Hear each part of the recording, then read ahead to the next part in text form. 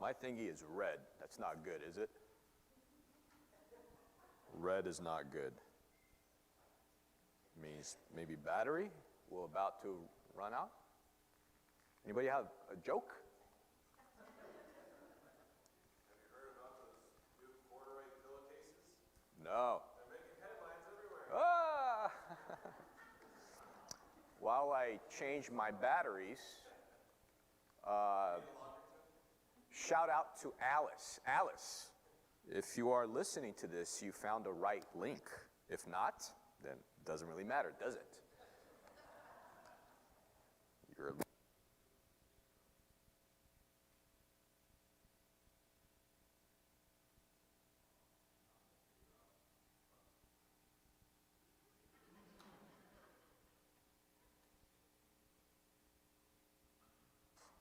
impaired people. All right, I think we are good. Welcome. Hello. Sorry for the technical difficulties. Joshua chapter 11. This is where we are at. Find your places. Yes, we are going to go over the entire chapter. It's a very simple procedure that I go through when I choose the amount of verses that we cover. I basically read through the passage, whatever is next, and I stop when I find something interesting. And it just so happened that I couldn't find anything interesting for 23 verses.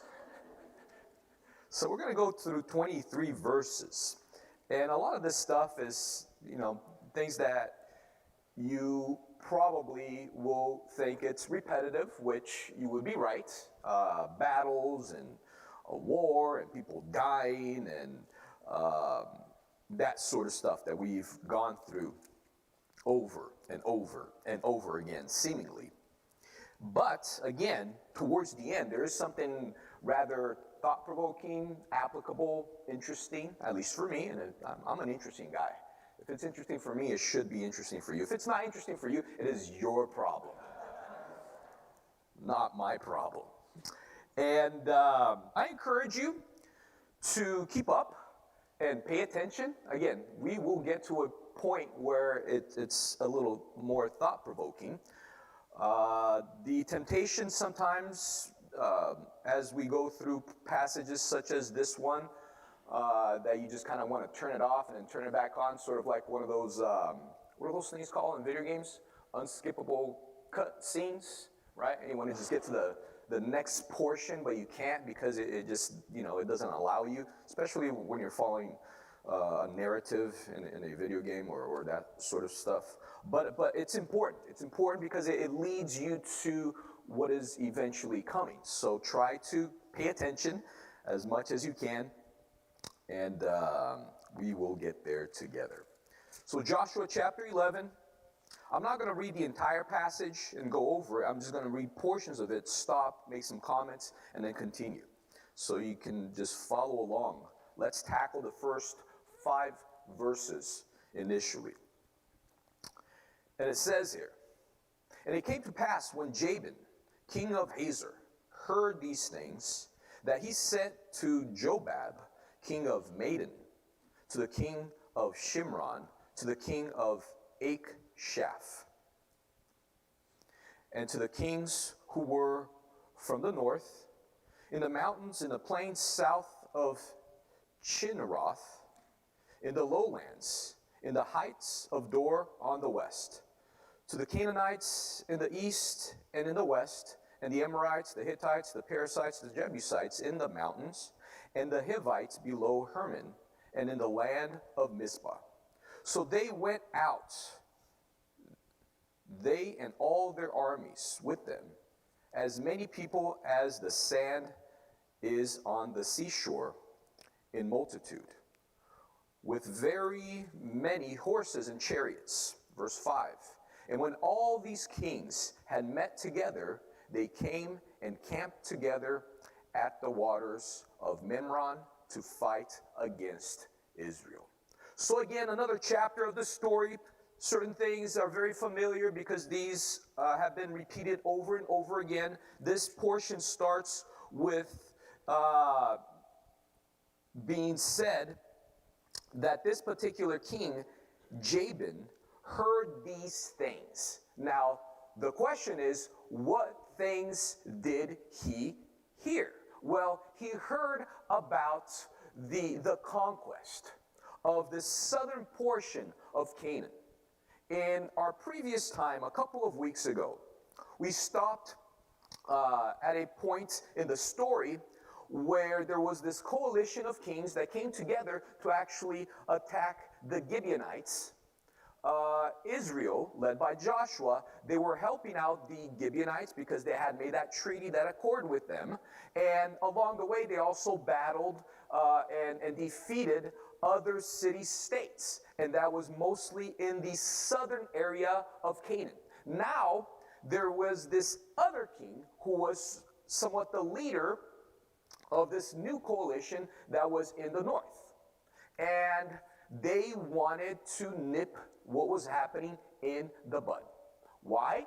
Because it got to a point where it seems like the Israelites were unstoppable. So here, this particular king, he called his buddies, but not only in the northern portion, seemingly he also reached out to remnants of defeated armies to the east, to the west. So this was a last resort.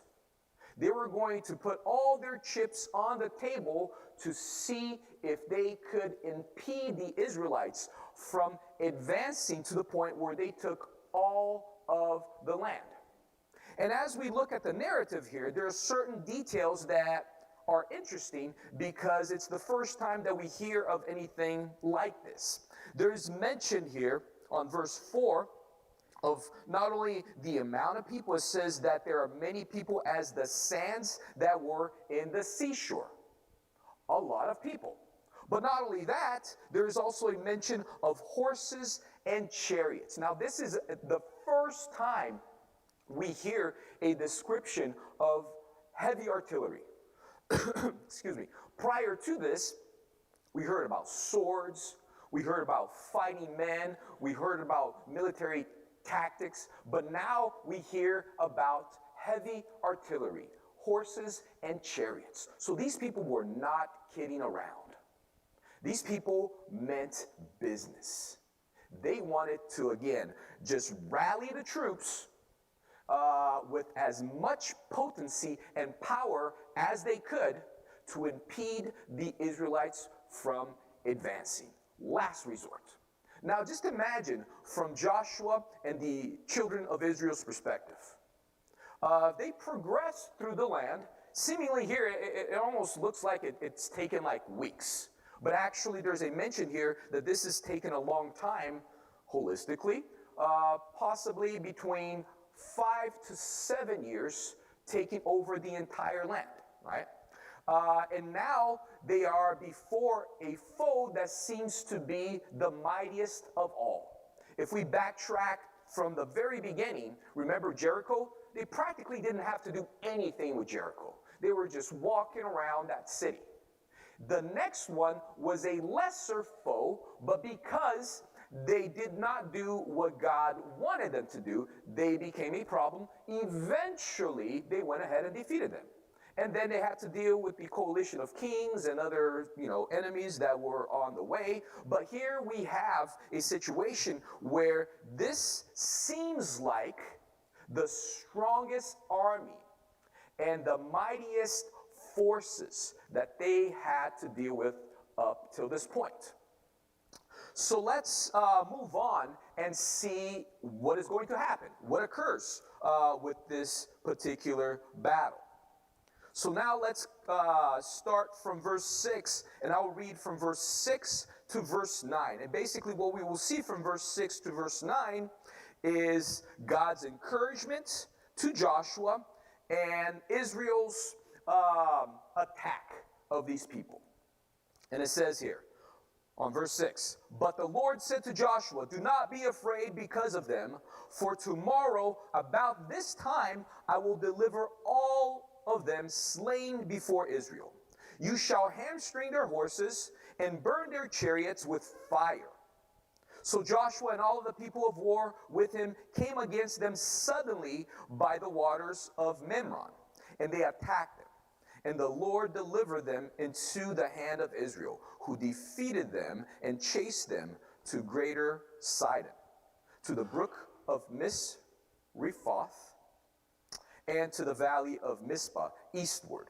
They attacked them until they left none of them remaining. So Joshua did to them as the Lord had told him. He hamstrung the horses and burned their chariots with fire. Chariots with fire. Sounds familiar? Not the same thing. The other one is of fire, right? Okay. Never mind.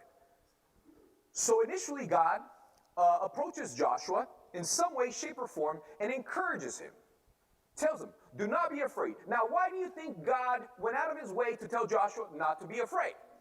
Because it was a frightening situation. Again, this was the mightiest army that they had faced up until this point. We're talking about horses. We're talking about chariots. We're talking about an amount of people that are being described as the sands in the seashore. Very scary. God tells Joshua, don't be afraid. Do not worry. By tomorrow, you will have this victory. And it's interesting because in the narrative here, again, we have this mention of this heavy artillery. If we were to backtrack to Deuteronomy chapter 17, there is a mention of something similar. When God was preparing the children of Israel, this new generation, for their eventual conquest of the promised land, he went through a lot of expectations. And one of them had to do with looking into the future. When they eventually became a kingdom of their own, God did not want them to rely upon what? Horses and chariots. Much like these other armies and these other kingdoms that relied so much upon their prowess, their technology, their military resources. Here we have a situation where now the children of Israel, they have something tangible. They have something very applicable. They can think, we can be just like these people or not. These people have horses. These people have chariots. God told us not to be like these people. So let's see what happens to them. Let's see what is going to occur with their fancy military power, with their prowess, with their resources. So God tells Joshua, by tomorrow they will be defeated. And what does Joshua do? He goes and he attacks. Seemingly, this was something that this army, this great army, was not expecting. The smart thing to do would be for the Israelites to kind of wait and see what was going to occur and sort of defend themselves. But here we see a situation where God gave Joshua a clue pertaining to the directives of what he wanted them to accomplish. By tomorrow they will be defeated. What does that mean? You go and you attack. The best defense is a good offense. They are not expecting you to attack them. They think you are scared. They think you are rounding up the troops to sort of solidify your position here in the south or in the middle. I actually want you to go and attack them. And that's what happened.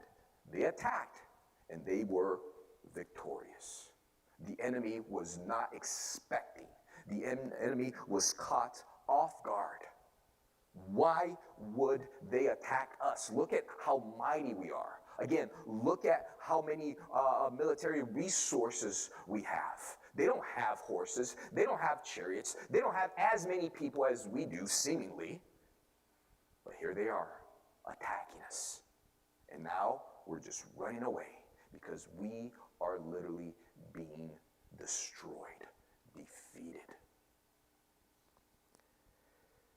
As we continue, and something similar is going to happen that we've seen before. Once these enemies are attacked and about to be defeated, the leadership and the people who are organizing, especially these coalitions, they also start to flee. They start to, try to save their necks. So in the next few verses, from verse 10 to verse 15, there is a focus upon a particular king and a city-state. And this was the one that started all of this thing. It was that leader that was mentioned right in the beginning that now wanted to save his neck and wanted to live to fight another day. So from verse 10, let me read, and you can follow along all the way to verse 15. Joshua turned back at that time and took Hazor and struck its king with the sword, and Hazor was formerly the head of all those kingdoms. And they struck all the people who were in it with the edge of the sword, utterly destroying them. There was none left breathing. Then he burned Hazor with fire. So all the cities of those kings and all their kings Joshua took and struck with the edge of the sword. He utterly destroyed them, as Moses, the servant of the Lord, had commanded. But as for the cities that stood in the mounds, Israel burned none of them except Hazor, only which Joshua burned. And all the spoils of the cities and the livestock and the children of Israel took as booty for themselves, for they struck every man with the edge of the sword until they had destroyed them, and they left none breathing. As the Lord had commanded Moses his servant, so Moses commanded Joshua, so Joshua did. He left nothing undone of all that the Lord had commanded Moses. So again, this singular king who was the leader of this northern coalition, once he found out that they were being destroyed, that their enemies were going to be victorious, they started running back. And Joshua paid special focus and attention because, again, this was very likely the most influential individual and influential city of that region. And there's a note here of them destroying the city and not the other cities. The other cities, they were not burned down, even though the inhabitants were killed. But this particular city, Joshua wanted it to be utterly and totally destroyed so that these enemies would not be riled up again because of how influential this particular individual was. And then there's a mention here towards the end of this section that I just read of how favorable God understood Joshua's character to be. Everything that God told Moses, Moses told to Joshua, and Joshua did. As we've seen throughout this narrative, and we're only kind of halfway through this, even though these are the last remaining battles, the remaining portion of Joshua is basically the allotment and the division of the land. We will see a little bit more in the next chapter, but again, the battle is basically over. The war has been won, and Joshua has done a wonderful job. He has done a great job, a great leader. Why? Basically, he did what he was told. That's it, and that's all. He followed God's command. God told Moses. Moses told Joshua, and Joshua did. That's it.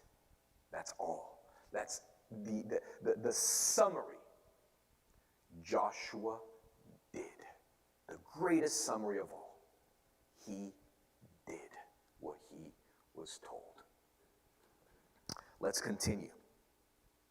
From verse 16, we have a summary of everything that was conquered during, the times that they were battling and fighting for the land.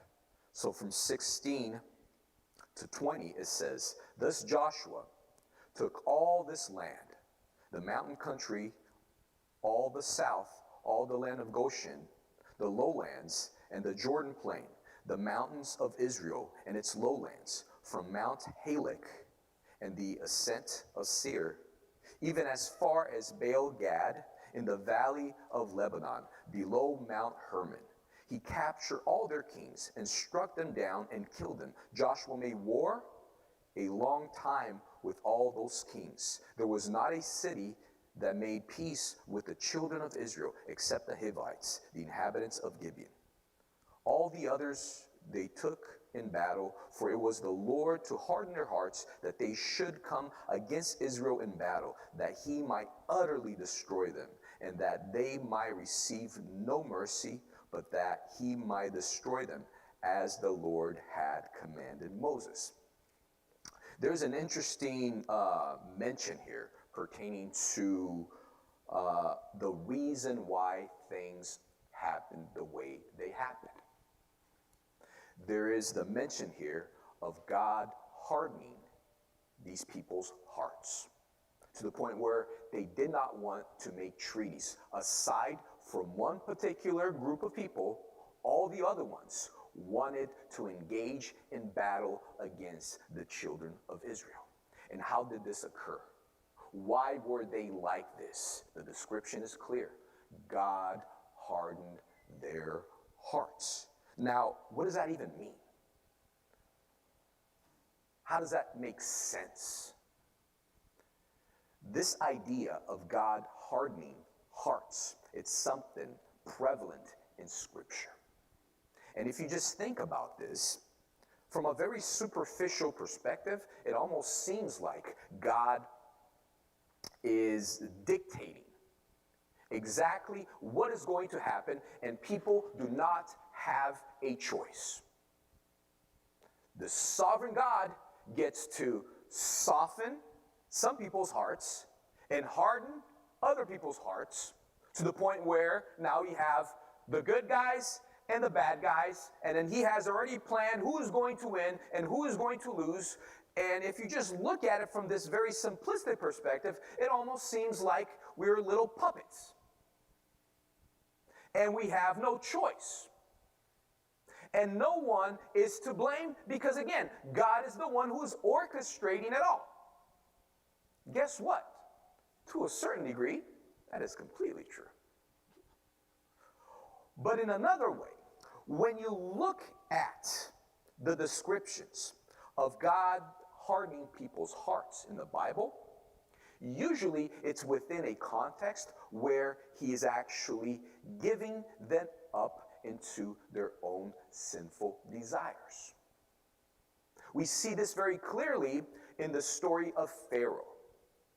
In the story of Pharaoh and the plagues, and most of us are familiar with that, every single plague was described within the context of Pharaoh having something happen to his heart.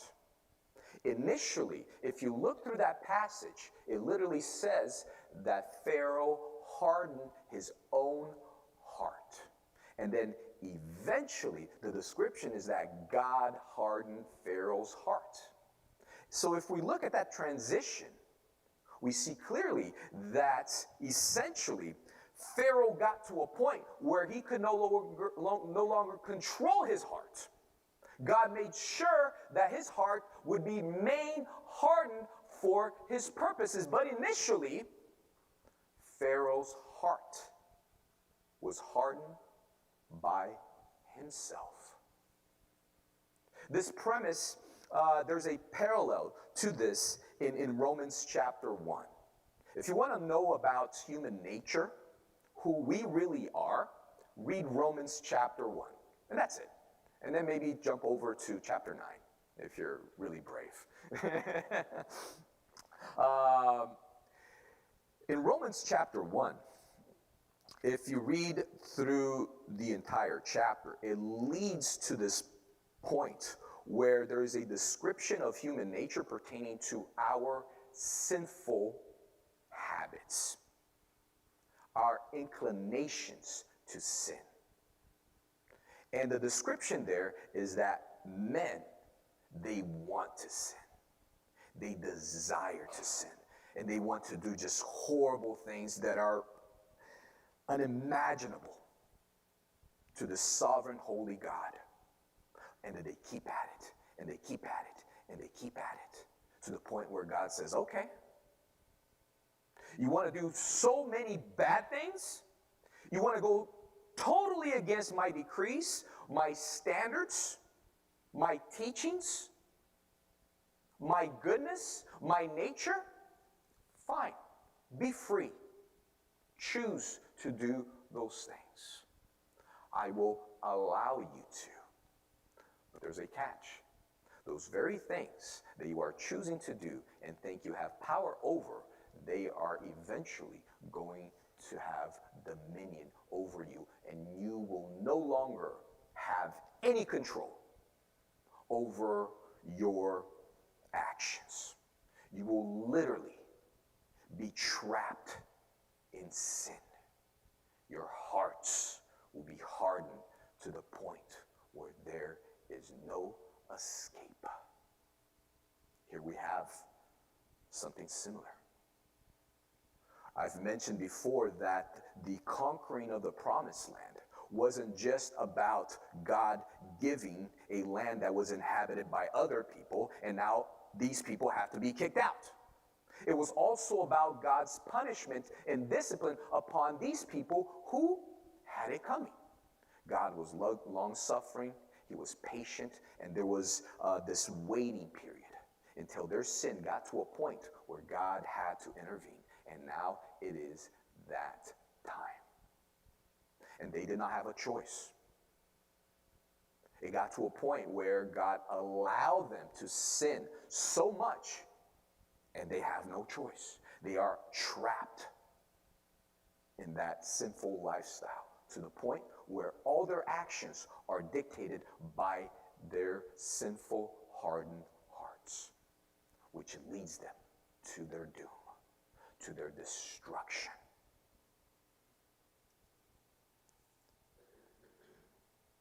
And now, as we conclude this chapter, we see a very interesting note that is made here. We see something that, frankly, if Joshua, in fact, was the author of this book, he probably was waiting to write these words for a very long time. He couldn't wait for chapter 11 to come fast enough. He desired this to occur. Let me read to you from verse 21 all the way to verse 23. And it says, "And at that time Joshua came and cut off the Anakim from the mountains of Hebron, from the Beer, from Anab, from all the mountains of Judah, and from all the mountains of Israel. Joshua utterly destroyed them with their cities. None of the Anakim were left in the land of the children of Israel. They remained only in Gaza and Gath and in Ashdod. So Joshua took the whole land according to all that the Lord had said to Moses. And Joshua gave it as inheritance to Israel according to their divisions by their tribes. Then the land rested from war." This last mention here about the land resting from war, again, it's the beginning of the conclusion of these battles. And in general,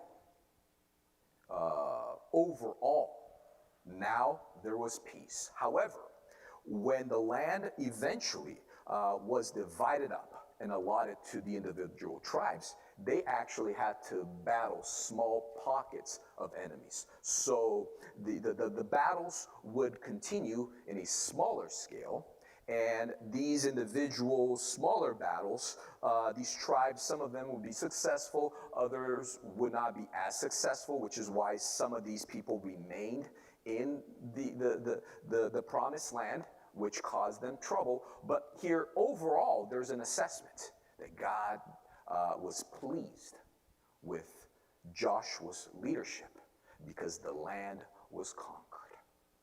And the very last enemy here that is mentioned by Joshua is an intriguing one. As I stated towards the beginning of the chapter, It seemed like those enemies that Israel was battling, they were getting more fierce and stronger each and every time. And now, the strongest were left for last. There's a mention here of these people called the Anakim. Who were the Anakim? If you go back 40 years, in the time of Moses, Moses sent these original 12 spies, Caleb and Joshua included in that select group. And they roamed this land, this inheritance, this promised land. And when they came back from spying the land, scoping it out, eventually they gave their account.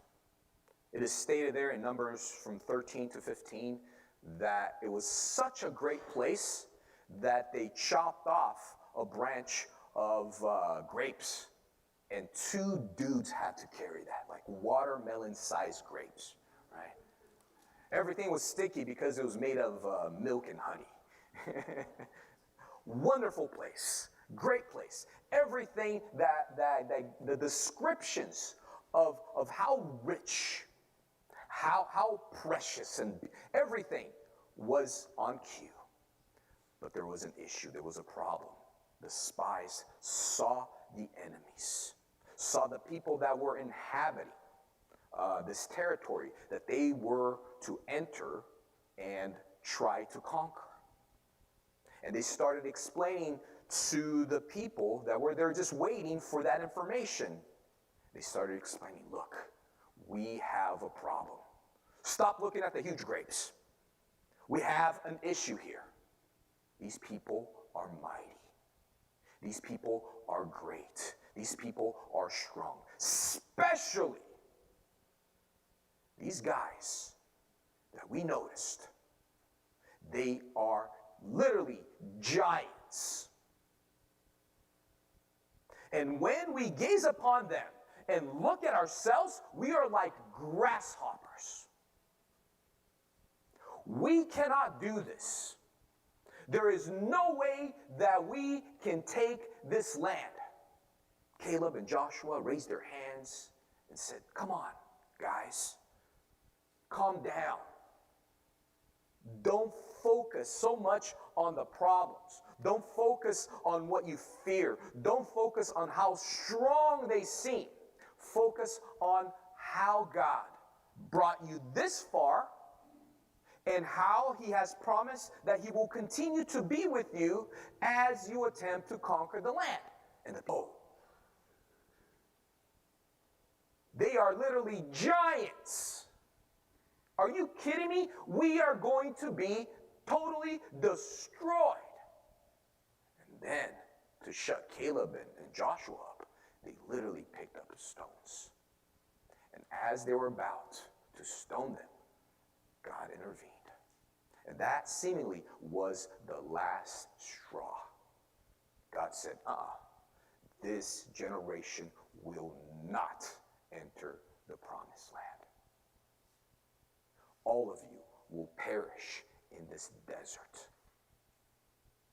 You will only go when all of you have perished and died, except for very few. 40 years prior, people were literally scared to go into the promised land because of the Anakim. And now Joshua gets to finally deal with them. He's been waiting for 40 years, dealt through a lot, had to, again, roam the desert for 40 years, not because of his own sins, but because of everyone else who did not want to do this very thing that now he was leading the children of Israel to accomplish. This mighty people, giants.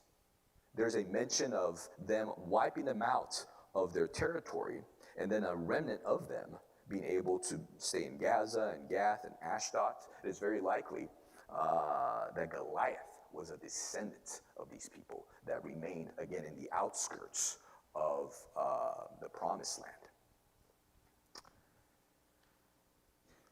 40 years, and now Joshua finally gets to have the last laugh. Think about this. When the Israelites looked upon these people, they automatically assumed that they would have to enter the Promised Land and fight against giants. What actually occurred?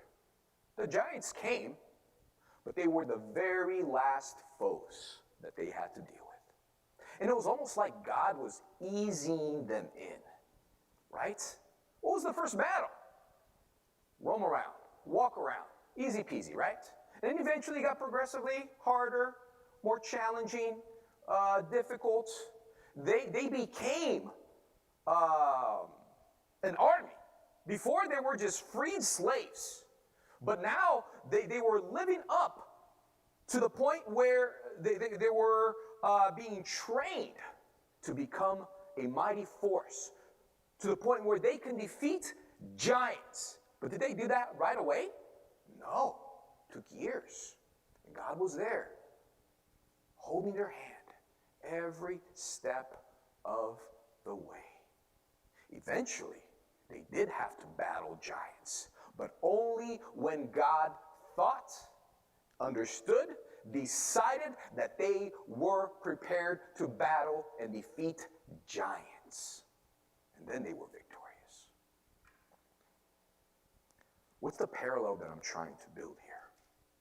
Oftentimes, when we gaze upon the things that are most scary in life, none of those things are really controllable, right? There are a lot of variables that are up in the air that we have no control over. Some things we can do, but mostly we are afraid of things that we feel powerless to do, and we don't have control. And automatically, when we gaze upon those potential problems, when we fixate our minds and our hearts upon those future things that haven't even occurred yet, we automatically perceive the worst case scenarios. We focus on that and we fear. We're scared. We tremble. We want to give up even before we get started.